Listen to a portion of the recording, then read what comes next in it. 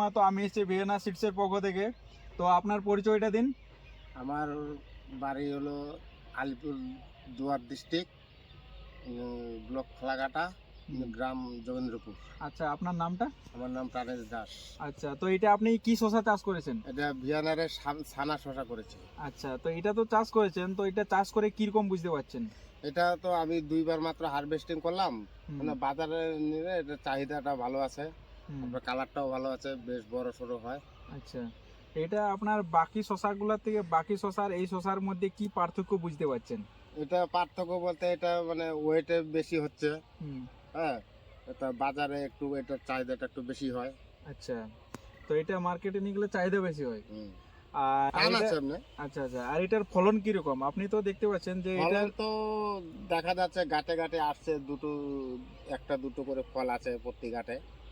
এই যে আচ্ছা দেখেন না ফলন, এই যে আচ্ছা, এই তো এখানেই আছে ফল।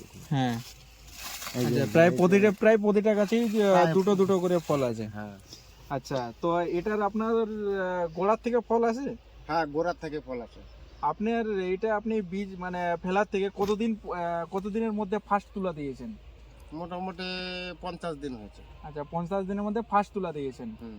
আচ্ছা আচ্ছা, তো এটা যদি আগামী দিনে যখন মানে আমাদের যতগুলা চাষি ভাই আছে বা ফার্মার আছে তারা যদি এটা চাষ করে, তো তারা চাষ করলে এটা লাভবান হতে পারবে? হ্যাঁ, এটাতে লাভবান হতে খুব ভালো শসা এটা। আচ্ছা হ্যাঁ, এটা চাষ করলে লাভবান হবেই।